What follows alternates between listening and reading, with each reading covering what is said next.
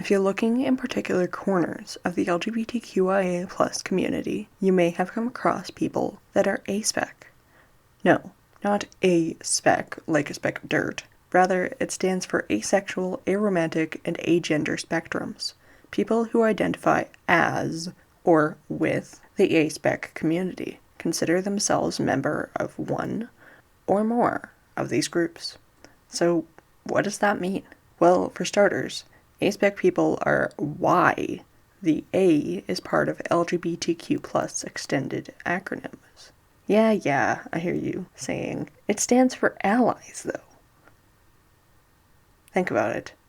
When talking about any other marginalized community, are community allies included in the community itself? No.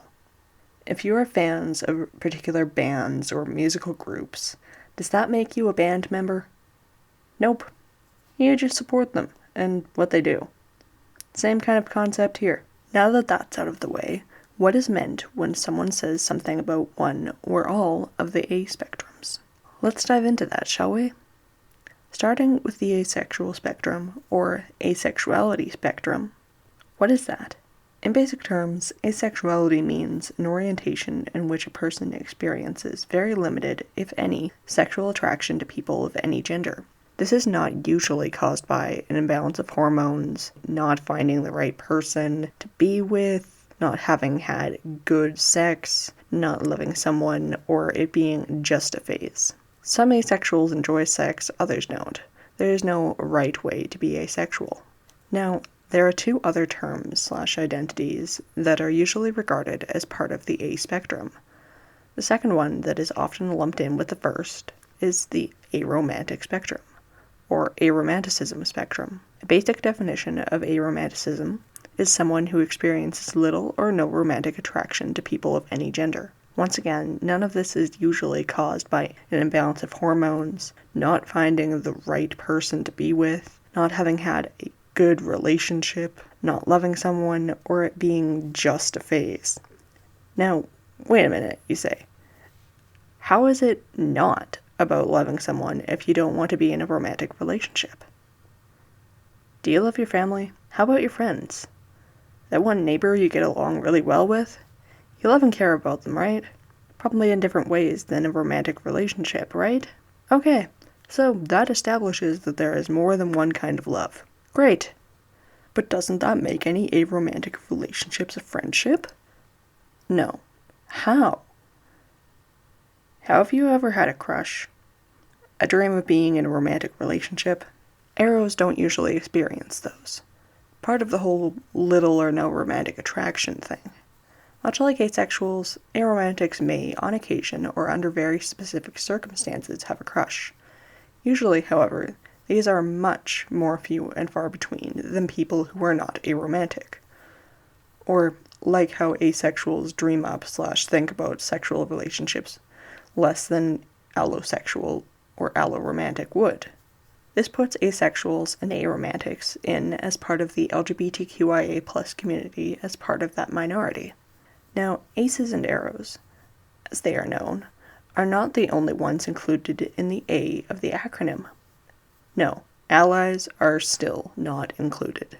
Like I mentioned at the beginning, agender people on the agender spectrum. So now we dive into a part of the video that I'm not so well versed in. I may be non-binary, but I do not identify as agender.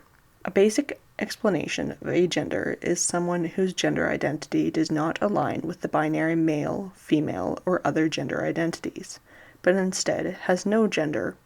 So, I just said that I identify as non-binary, but do not identify as agender. What's the difference? As a non-binary person, I see myself as someone that fits neither Western definition of gender, neither male nor female. I identify with another gender identity, gender fluid, though I prefer going under the non-binary umbrella. Someone who is agender does not identify with the binary or non-binary gender identities, but instead with no gender at all.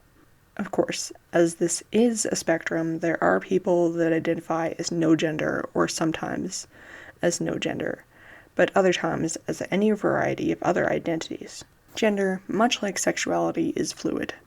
It also is not because of an imbalance of hormones, not being able to pick a gender, having grown up without enough gendered insert thing here, or being just a phase. This obviously is not an exhaustive list of what are called out as aphobic or amisic remarks. Our Western society naturally tries to call out anything that is not heteronormative. Usually, if you were to bring up these responses to a heterosexual or cisgendered person, they would laughingly brush or tell you off. This is not always a luxury afforded to those in the LGBTQIA+, A-spec people obviously included. Like the rest of the LGBTQIA+, the A spectrum is diverse and varied, far from a singular experience. If you have any other comments about these experiences, especially as people on the agender spectrum, please leave your experiences in the comments below if you feel comfortable. I'd love to learn more about it. If you have any other topics you would like to see covered about OCD or LGBTQIA+ issues, please let me know in the comments down below. Resources will be listed below. Thanks for watching the OCD Enby. Stay safe out there.